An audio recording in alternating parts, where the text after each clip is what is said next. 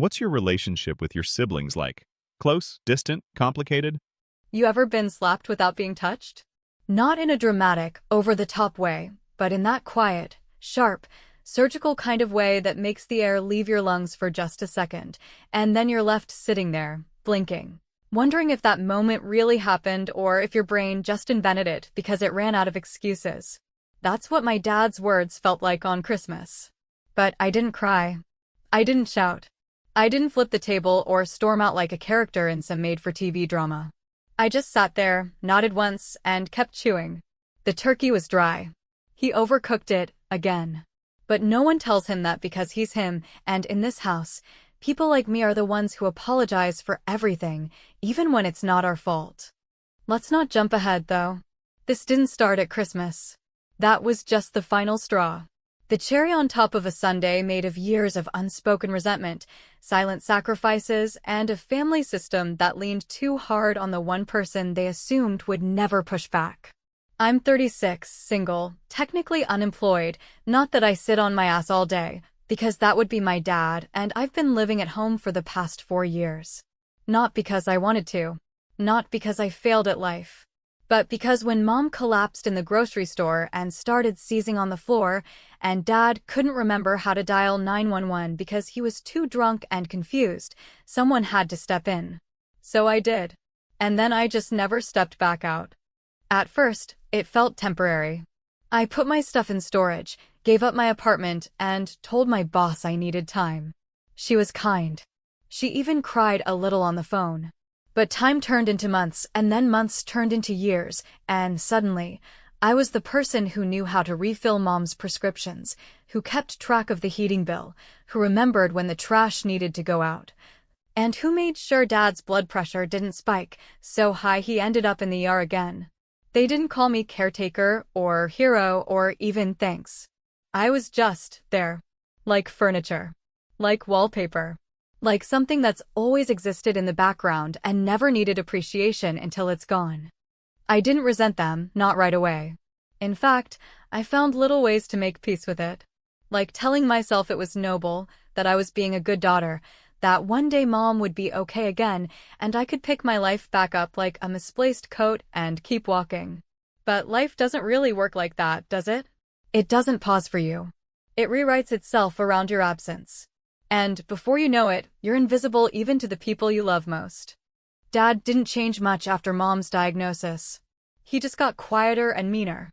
Not loud mean, not hitting walls mean. No, he got that cold, distant kind of mean where his words would cut right through you and then vanish before you even had time to defend yourself. He'd grunt from the recliner and call it a conversation. He'd criticize the way I folded towels, as if it mattered, as if the quality of the linen closet had anything to do with the fact that I was the only one keeping this house from going under. Christmas was always tense in our house, even before Mom got sick. We weren't one of those Hallmark families that sat around singing carols and making gingerbread houses.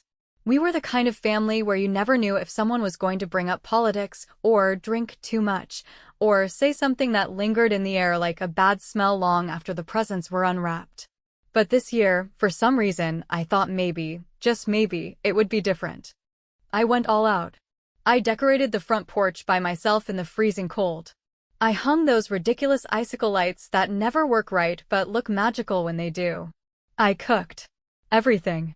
The turkey, the stuffing, the cranberry sauce from scratch, not the can. I made Mom's favorite sweet potato casserole, even though she hadn't really had an appetite in weeks. I wrapped everyone's presents, including the one Dad forgot to buy for Mom. He handed it to her like he'd spent hours picking it out. She smiled and said thank you. I bit my cheek so hard it bled. The entire morning, I was running on fumes, smiling so hard my face hurt, trying to create something close to a normal holiday. And for a while, it worked. People laughed. The fire crackled in the background. There was music playing, Bing Crosby, of course, because God forbid we play anything recorded after 1970. It almost felt calm. That is, until dinner. There's something sacred about a holiday dinner. It's where all the energy of the day culminates, and if you're lucky, you get through it without any emotional landmines. I set the table with the good china. Not that anyone noticed. I made sure Dad's beer was cold, Mom's chair had the pillow with the lumbar support, and everyone had their favorite dish in reach. I even let my brother bring his girlfriend, who spent most of the time scrolling on her phone like she was waiting for someone better to show up. I carved the turkey, passed the gravy, poured the wine. Dad watched me from the end of the table like I was some kind of waitress in his personal diner. Then, right as I sat down with my own plate last, as always, he let out this little sigh, the kind that makes your skin crawl before the words even come. And then he said it. Just don't screw up the dinner, okay? That was it. No yelling. No scene. Just that one sentence, casually thrown into the air like he was commenting on the weather.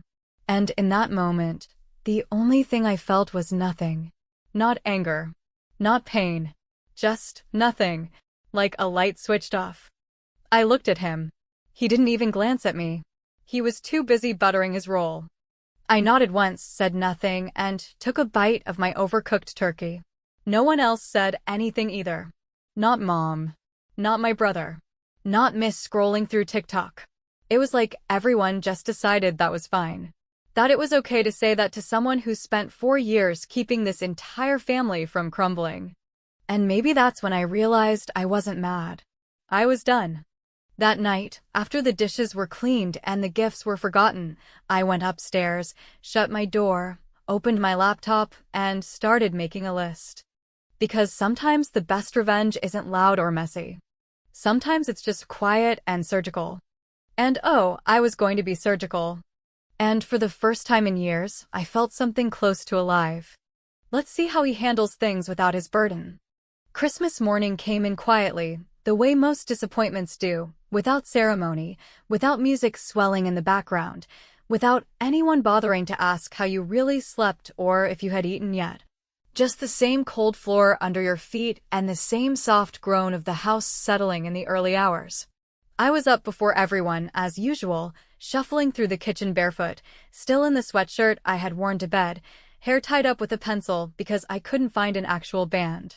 The kitchen was dark, the tile icy underfoot, and for a moment I stood there, hand resting on the countertop, breathing in the silence before the inevitable chaos began. I'd prepped most of the meal the night before, staying up until past 1 in the morning while the rest of them were passed out watching TV or sleeping off their wine. The turkey had been brined, the casseroles tucked away in the fridge, the cranberry sauce thickened and perfectly tart. The pies, pecan and pumpkin, sat cooling on the windowsill like some Norman Rockwell fantasy that, let's be honest, didn't match the rest of our lives in the slightest. I had done it all without help, without thanks, and without complaint, not because I believed someone would finally notice, but because part of me still clung to the delusion that effort equaled love. That if I just tried hard enough, stayed long enough, showed up consistently enough, anyone, might see me. They didn't. Dad was the first to stumble in, blinking against the kitchen light like a man offended by the existence of daytime. He grunted a mornin', the way someone might speak to a stranger they vaguely recognize, and rummaged through the fridge for a beer. Not coffee. Not juice. Beer. It was 8:30 in the morning. Big day, he muttered, cracking the can open with a sharp hiss, then taking a swig as if it were orange juice and the world was sane. Don't forget to make the gravy this time. Last year it was dry as hell. I didn't answer. I just turned away and turned on the oven. Mom came down a little later, thinner than she'd been last Christmas, her slippers worn at the heels, a blanket wrapped around her shoulders even though the heat was on. She smiled when she saw the pies, told me I had a gift for this kind of thing, then started coughing halfway through the sentence and sat down with a wheeze that echoed in the quiet. I made her tea. I didn't say anything about how pale she looked, or how her cough had worsened in the last month, or how no one had remembered to refill her inhaler prescription last week except me. I just stirred honey into the cup and placed it in front of her, and she gave me that tired little nod of gratitude that used to mean everything and now just felt like a band-aid on a bullet wound. Around noon, my brother rolled in, smelling faintly of cologne and exhaustion, his girlfriend attached to his arm like a decorative scarf, shiny, unnecessary, and making everything slightly more uncomfortable. They didn't bring anything. No bottle of wine. No side dish. Not even a box of cookies. Just themselves and their well-practiced disinterest. She scrolled through her phone the entire time I gave instructions about dinner, asking once if there was going to be vegan gravy. When I said no, she blinked like I'd insulted her personally, then wandered off to take selfies in front of the fireplace. By the time dinner was ready, I had been on my feet for 10 straight hours, my back aching, my arms sore from carrying trays, stirring pots, lifting the turkey out of the oven. I changed into something clean but not fancy, just a soft green sweater I hadn't worn in a while, one I used to save for better days, back when I believed in those. I set the table with the good china, Mom's wedding set, rarely used because it wasn't for every day, which I always found ironic since every day here felt like a slow-motion emergency. I polished the silverware, folded the napkins, lit the candles. I did everything I could to make it beautiful, as if beauty could distract from the rot underneath. They sat down slowly, distracted, half listening to the music I'd carefully chosen, Frank Sinatra, not Bing, because I was tired of pretending Dad's preferences were gospel. I poured wine, passed plates, carved the turkey while Dad supervised from his seat like a foreman who'd done none of the work but insisted on taking credit for the outcome. The food smelled amazing, even I had to admit it, and for a moment, just one short, flickering moment, I thought maybe I had done it. Maybe I had pulled off the impossible. Maybe, just this once, Christmas wouldn't end in a slow, quiet humiliation. And then it happened. Right as I sat down with my own plate, last, always last, Dad looked up at me from the end of the table, buttering his roll with the kind of casual authority that only truly oblivious men possess, and without so much as a glance of acknowledgement, he said, "Just don't screw up the dinner, okay?" There was no venom in his voice. No sneer. He didn't even raise his head. It was just tossed out there, like a line from a bad script, like something he had rehearsed in his head for hours, waiting for the right moment to insert it, not because he was angry, but because he could. Because in this house, there were no consequences for being cruel. Especially not to me. I don't remember what I said next. I think I laughed, or maybe I sighed. I know I nodded. That part one remember clearly. I nodded, took a bite of turkey, and kept chewing. The meat was dry. I had overcooked it, just slightly. It was the only thing I had gotten wrong all day, and it was the only thing he noticed. Nobody said a word. Not Mom, who was too tired to speak. Not my brother, who was too spineless to intervene. Not his girlfriend, who probably didn't even hear what he said. They all just kept eating, forks clinking against porcelain, wine glasses rising and falling like nothing had happened. Like I hadn't just been called a failure in the most passive-aggressive way imaginable after years of holding this entire house together with nothing but duct tape, caffeine, and my own evaporating self-worth. And here's the thing that might surprise you. I didn't get mad. I didn't scream or cry or storm out. I didn't throw my plate or call him names. I didn't do any of the things you'd expect from someone who had finally reached her breaking point. Instead, I went quiet. Still. Like the air just left my lungs and took my rage with it. Because what I felt in that moment wasn't anger. It was clarity. It was the kind of cold, focused realization that doesn't come from sudden pain, but from years of knowing you're not wanted, not really, and finally being ready to stop asking for permission to leave. That night, once everyone had gone to bed and the dishes were stacked high in the sink, waiting, of course, for me to deal with them, I went upstairs, shut the door to my childhood bedroom, and opened my laptop. And in the silence of that dimly lit room, with the muffled sound of Dad snoring through the wall and the faint echo of the wind against the window, I started making a list. One item at a time. Electric, water, gas, internet, car insurance, medical pickups, pharmacy authorizations, account passwords, contact numbers.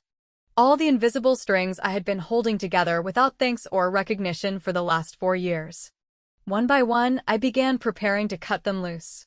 And I didn't feel guilty. I felt free. But here's the part one want to ask you, because I've been thinking about it ever since. Have you ever been insulted so hard, so precisely, so surgically, that your brain just shut down? Like someone pressed a switch and said, "We're done here"? Would you have said something, made a scene, defended yourself in front of everyone? Or would you have done what I did? Gone quiet, gone still, and started making a list? Because let me tell you something. When the quiet ones finally decide they're done, they don't burn the house down. They just take their keys, shut off the lights, and leave everyone to stumble in the dark. And I was almost ready to go. It's a strange thing, the way people can live with you day in and day out, brushing past your shoulder in the hallway, asking what's for dinner, or complaining about the noise the washing machine makes, all the while being completely and utterly blind to the intricate, invisible architecture you've built to hold everything together. I don't think my father, not even for a moment, stopped to wonder why the lights always came on when he flipped the switch, or how the heat kicked in every night like clockwork, or who made sure the internet kept humming so he could stream his war documentaries in peace. I doubt he even knew what our gas bill looked like, or where the breaker panel was, or what it took to keep Mom's prescriptions filled, processed, and paid for. And why would he? That was my role. Unseen but essential, the kind of responsibility that only becomes visible when it's suddenly gone. So after I made my list, and I mean really made it, typed it out, categorized it, color-coded it like some twisted spreadsheet of domestic revenge, I sat there for a long time in the dark, staring at the screen, hands motionless over the keys, breathing in the heavy silence of a house that didn't know it was about to be cut off from its life support. And I realized something then. Something I hadn't let myself consider in years. Everything in this house was connected to me, not emotionally, that ship had sailed, but practically, logistically, contractually. My name was on every account, every paper, every system that made this house a livable space rather than just four walls and a roof. The reason for that was simple and practical and not at all heroic. When Mom first got sick, I was the only one with decent credit. My father, God bless him, had torpedoed his financial standing years ago through a combination of medical debt, poor planning, and the kind of pride that won't let a man admit he's in over his head. My brother was still technically listed as a dependent on someone's tax returns despite being 33 and employed only intermittently, depending on how generous you want to be with that word. So it fell to me, the daughter with a clean credit report, a steady hand, and enough sense to answer the phone when the bank called. The electric bill had been transferred to my name in the spring after Dad forgot to pay it for 3 months straight, and the lights went out during one of Mom's dialysis recovery days. The water and gas followed not long after. The car she used to get to her appointments was insured through my policy because mine was cheaper and more reliable. The internet, the landline, the mobile accounts, they were all consolidated under me when the family plan imploded due to an unpaid balance and my brother's refusal to pay for his data overages. The house didn't technically belong to me, but it may as well have, considering how much of its functioning life was tied directly to my willingness to keep it humming. So I began the shutdown, slow and careful, like a surgeon preparing for a delicate operation. I didn't want them to know, not yet. This wasn't going to be a scream in the kitchen or a middle finger on the front lawn. This was going to be the kind of exit that left them staring at one another across a candlelit living room, wondering who was supposed to call the utility company and realizing too late that they didn't even know the account number. I started with the internet. It was the easiest. I logged into the portal, navigated to the cancellation page, and scheduled it to terminate at noon the next day. Then I called the gas company, and after listening to 15 minutes of hold music and pressing 1 for English 3 different times, I politely explained that the tenant at the address would no longer be responsible for the account and that the final meter reading should be taken by the end of the week. They asked if someone new would be taking over. I told them I didn't know. That part was true, I didn't know, and I didn't care. One by one, I went down the list: water, electric, auto insurance, pharmacy deliveries. I rerouted the pharmacy notifications back to their default setting, which meant they would no longer receive text reminders when Mom's prescriptions were ready. I removed myself as the emergency contact on her medical file, which meant if something happened now, they'd have to figure out how to call the ambulance themselves. By the time I reached the final item on the list, an automatic grocery delivery account I had set up months ago when Mom was too weak to shop, I felt a strange mix of guilt and liberation. The guilt came first, creeping in like a whisper, reminding me that Mom would be the one to suffer the most from all this. But that was the trick, wasn't it? That was the hook they kept in me, the chain around my ankle. If you leave, she'll be alone. If you leave, she'll suffer. But I had already been suffering. Quietly. Constantly. And no one had noticed. So I finished the list. And then I packed. Not dramatically, not angrily. Just methodically. I pulled out the boxes I kept in the back of my closet, the ones I never unpacked fully because somewhere deep down, I always knew this wasn't permanent. I started with the important things: laptop, charger, passport, tax documents. Then came the sentimental things, the books I loved, the sweater my best friend gave me in college, the framed photo of me and my dog from the year before she died. The clothes followed last, folded neatly, not thrown. This wasn't an escape. It was a quiet withdrawal. A reclamation of space. I didn't bother packing the kitchen stuff I had bought: pots, knives, the coffee maker I splurged on during that 1 month when I thought maybe I'd start baking again.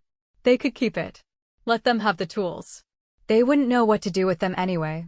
By the time the clock struck 2 in the morning, my room looked less like a bedroom and more like the ghost of one. I sat on the bed, surrounded by taped boxes and folded clothes, and stared at the door, knowing that once I opened it in the morning, I wasn't coming back. And still, no one noticed. Dad was passed out in his chair, snoring with the television still on. My brother had already left with his girlfriend, probably complaining about how tense the holiday was, as if I were the source of all discomfort. Mom was in her room, asleep, or trying to be. I thought, for a moment, about slipping in and saying goodbye, but I didn't. I wasn't sure if it was cowardice or self-preservation, but I told myself it didn't matter. Not anymore. They didn't see me when I was there. Maybe now they'd notice the absence. I lay down in bed, fully clothed, shoes by the door, keys in my coat pocket. I didn't sleep. I didn't need to. Because I wasn't tired. I was done. The morning after Christmas arrived with a kind of gray, muted light that doesn't so much shine as it does settle over everything like dust, and for the first time in years, I wasn't waking up to the sound of someone yelling from the kitchen about the lack of orange juice or Dad's voice echoing through the hallway, asking where the damn batteries went, or Mom coughing from her room, waiting for someone, usually me, to come in with her pills and a fresh glass of water before her body stiffened into pain.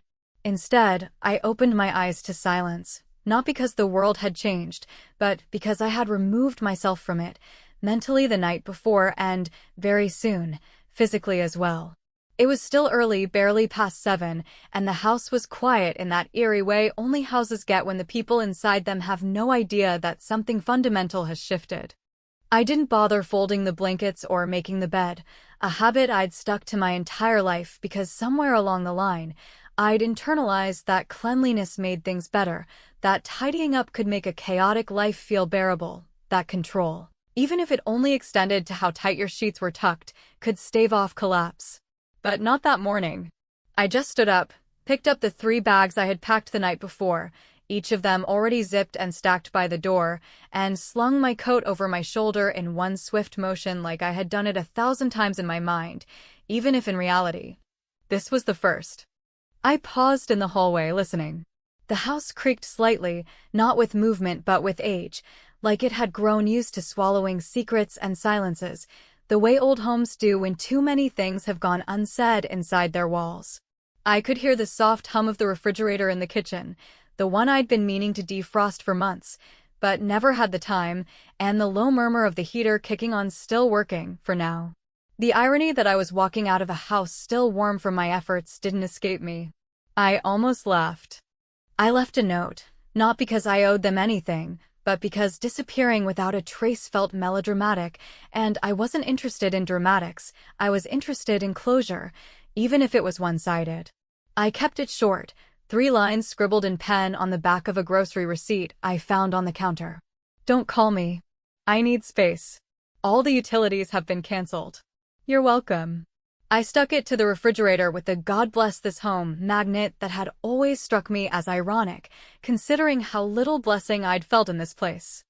As I opened the front door, The cold slapped me in the face like it was trying to convince me to reconsider, to turn around, to go back to being the predictable, convenient daughter who never needed anything and never asked for more than a thank you she rarely received.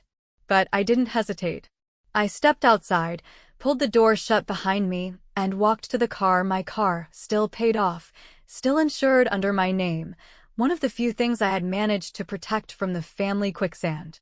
I put the bags in the trunk, climbed into the driver's seat, and for a moment, just sat there with my hands on the steering wheel, breathing. Not shaking, not crying, just breathing. I didn't look back at the house as I pulled out of the driveway.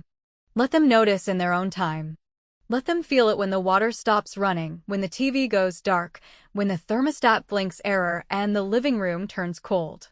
Let them realize slowly that everything they took for granted didn't just happen on its own. I drove to the far side of town, where a friend from college had offered me her spare room indefinitely. We hadn't talked much in the past few years, not out of falling out, but simply out of exhaustion on my part, and, on hers, the understanding that some silences don't mean absence, just survival.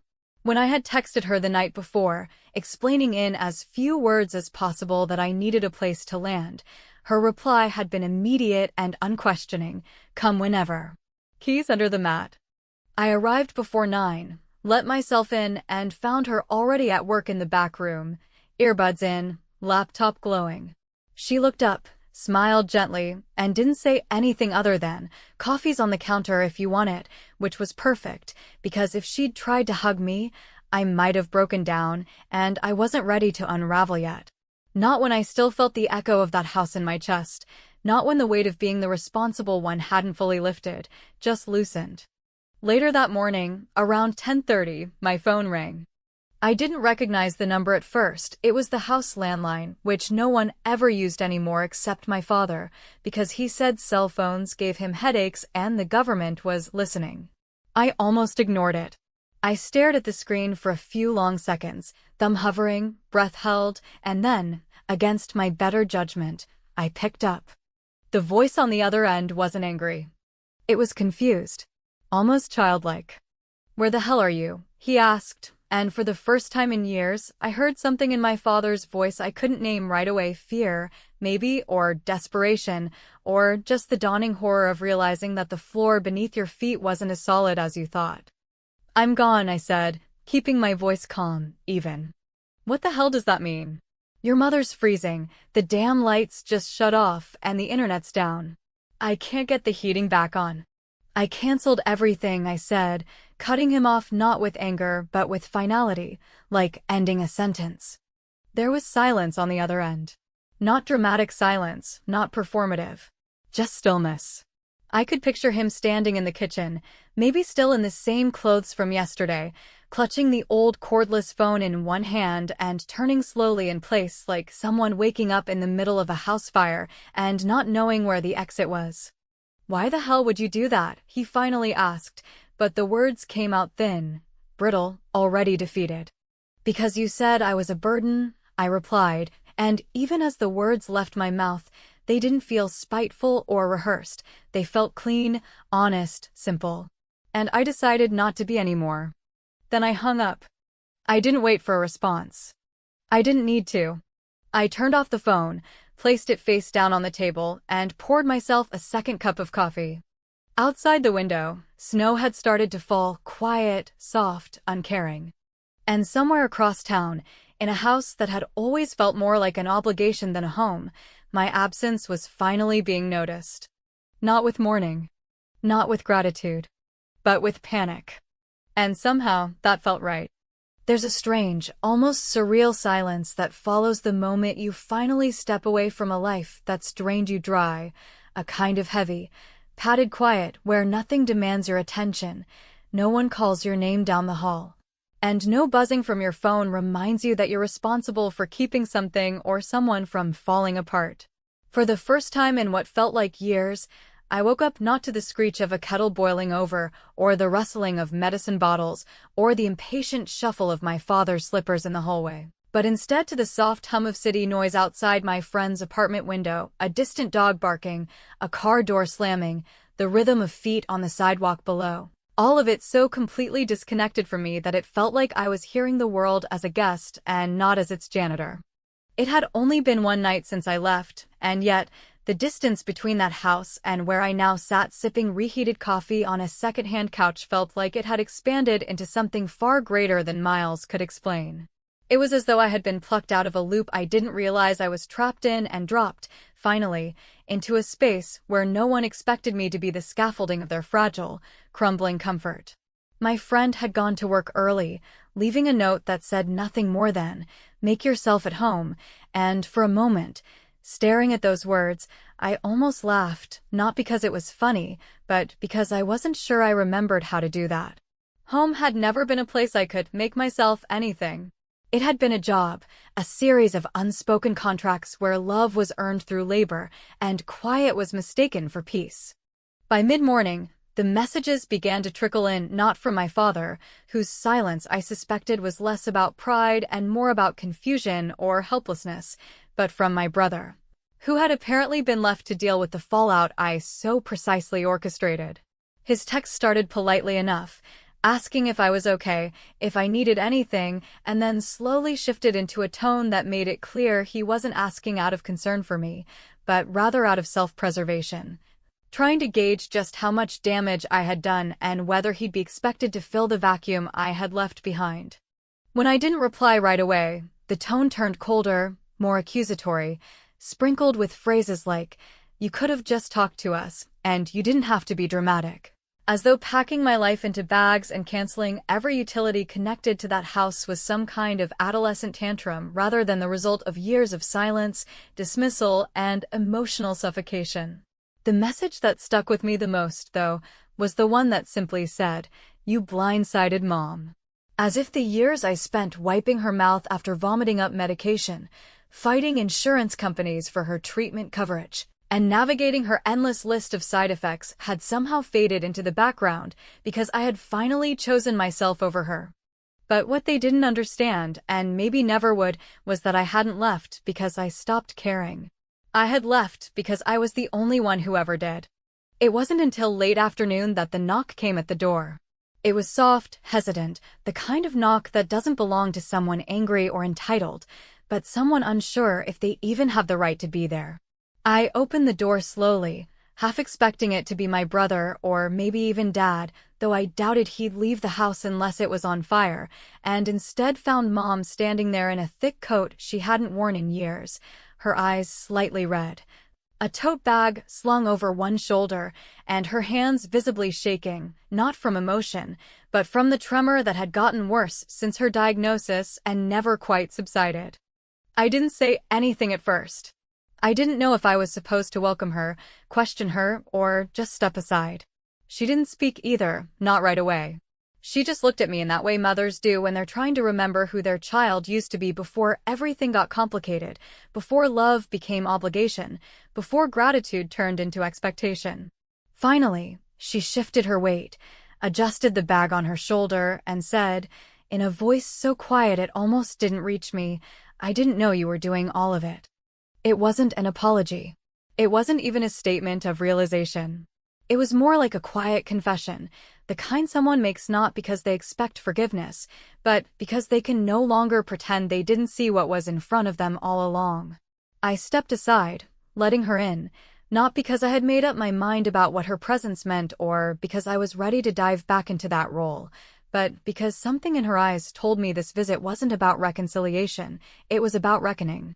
She sat down slowly on the couch, removing her gloves with a kind of careful grace that made me ache with memories of the woman she used to be, sharp, strong, decisive, and the version of her that had taken her place in that house, weighed down by illness and silence and a husband who only knew how to express concern by complaining. I made her tea, out of instinct more than anything, and we sat there in the quiet, the distance between us suddenly enormous, despite the few feet that separated our chairs. She didn't beg me to come back. She didn't ask why I left. She didn't mention Dad at all. Instead, she told me she was tired. Not the kind of tired that sleep fixes, but the kind that settles into your bones and makes everything feel like too much. She said she didn't blame me, not really, not after thinking about it, Not after realizing that for the last 4 years she hadn't been leaning on her husband or her son, but on the daughter they all assumed would always be there. And then she said something that I still haven't quite figured out how to feel about. "I packed a bag," she murmured, fingers curled tightly around the mug, eyes fixed on the steam as if it might carry her away. I didn't know where else to go. It was then that I realized the final twist of the knife. After everything, after all the neglect, after all the responsibility dumped on me, she hadn't gone to my brother, who had always been treated like the golden child, or to a friend, or to some distant relative who still sent Christmas cards. She had come to me because she knew, deep down, that if anyone could survive the collapse of that house, it was me. And if anyone might still have room left in their heart to take her in, even after everything, it was the same daughter who had walked away not out of cruelty, but because she had finally learned to breathe. I didn't say yes. I didn't say no. I told her she could stay the night and that we'd figure it out in the morning. Because I didn't know what I wanted yet. I didn't know if letting her in was healing or just another extension of the same chain I had fought so hard to break. But I knew that, for the first time in a long time, I had the power to choose. And that, more than anything, felt like peace. The next morning, I woke up before her and made coffee again, not because anyone asked me to, but because I wanted it. And as I stood at the window, watching the light creep slowly across the floor, I thought about how easy it had been, all those years, for them to ignore everything I did, because I did it quietly, without complaint, and because I never let it collapse. But now they knew. Now they saw. Now they were left scrambling in a house without light, without water, without heat. A house that still held my shadow, but no longer had my hands to keep it alive. Funny, isn't it, how they only notice you when you're gone? And even funnier how sometimes the best revenge doesn't look like vengeance at all. It just looks like freedom.